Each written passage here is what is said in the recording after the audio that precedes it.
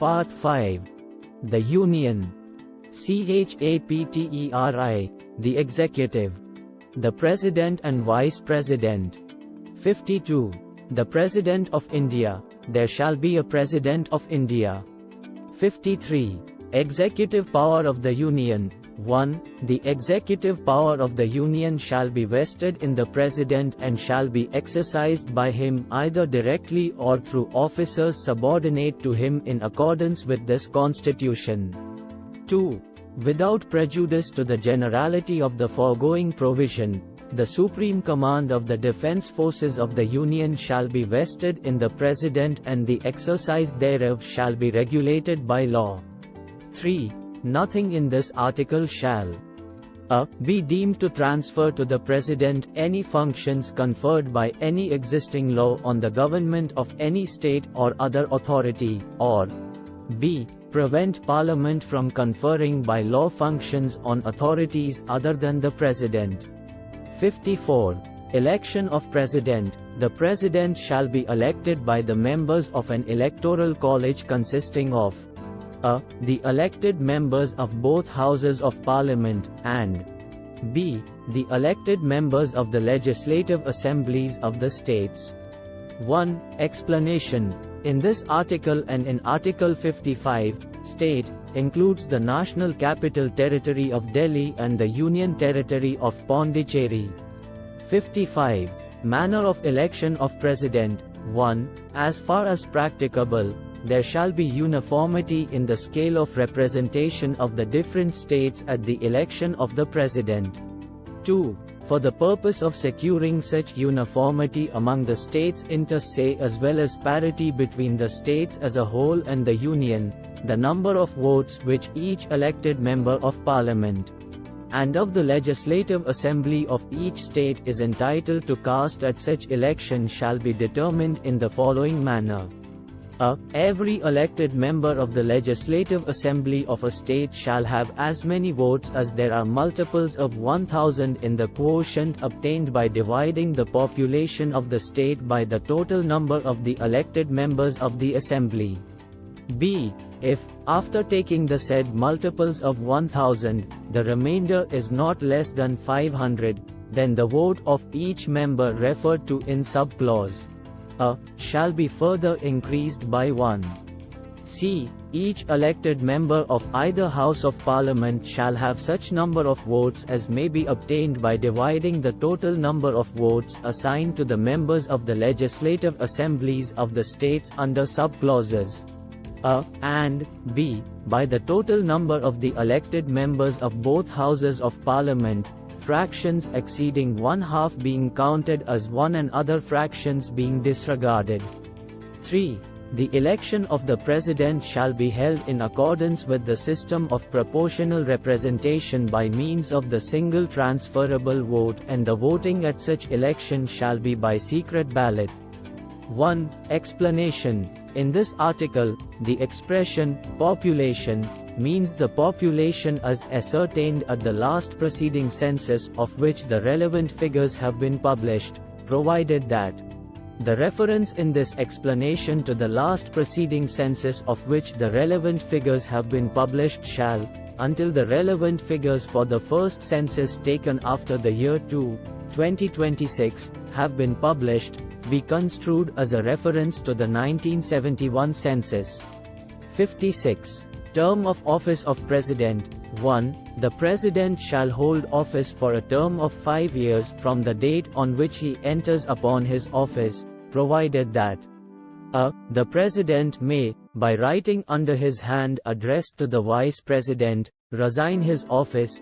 b. the President may, for violation of the Constitution, be removed from office by impeachment in the manner provided in Article 61. c. The President shall, notwithstanding the expiration of his term, continue to hold office until his successor enters upon his office. 2. Any resignation addressed to the Vice President under Clause a. of the proviso to Clause 1 shall forthwith be communicated by him to the Speaker of the House of the People. 57. Eligibility for re-election. A person who holds or who has held office as president shall, subject to the other provisions of this constitution, be eligible for re-election to that office. 58. Qualifications for election as president. 1. No person shall be eligible for election as president unless he a. is a citizen of India, b. has completed the age of 35 years, and c. is qualified for election as a member of the House of the People. 2. A person shall not be eligible for election as president if he holds any office of profit under the Government of India or the government of any state or under any local or other authority subject to the control of any of the said governments. Explanation. For the purposes of this article, a person shall not be deemed to hold any office of profit by reason only that he is the President or Vice President of the Union or the Governor of any state or is a minister either for the Union or for any state. 59. Conditions of President's office. 1. The President shall not be a member of either House of Parliament or of a House of the Legislature of any state, and if a member of either House of Parliament or of a House of the Legislature of any state be elected President, he shall be deemed to have vacated his seat in that House on the date on which he enters upon his office as President. 2. The President shall not hold any other office of profit.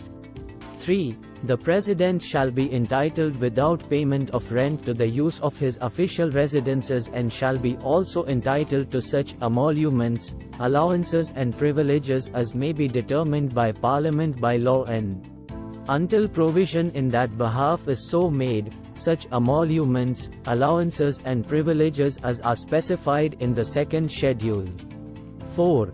The emoluments and allowances of the President shall not be diminished during his term of office.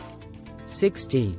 Oath or affirmation by the President. Every President and every person acting as President or discharging the functions of the President shall, before entering upon his office, make and subscribe in the presence of the Chief Justice of India or, in his absence, the senior-most judge of the Supreme Court available, an oath or affirmation in the following form, that is to say, I, A.B., do swear in the name of God that I will faithfully execute the office solemnly affirm of President, or discharge the functions of the President of India, and will to the best of my ability preserve, protect and defend the Constitution and the law, and that I will devote myself to the service and well-being of the people of India.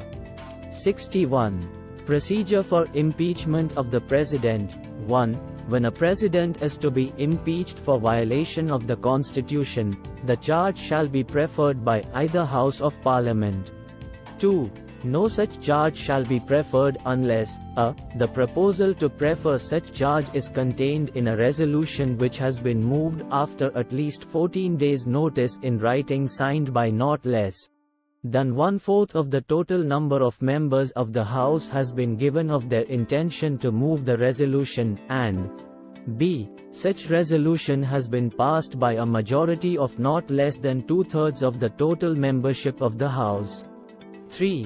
When a charge has been so preferred by either House of Parliament, the other House shall investigate the charge or cause the charge to be investigated, and the President shall have the right to appear and to be represented at such investigation. 4.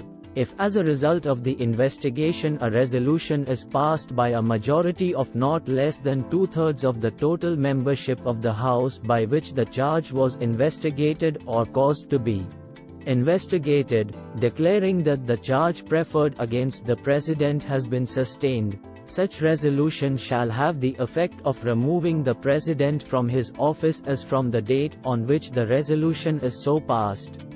Thanks for watching. Political Knowledge 8470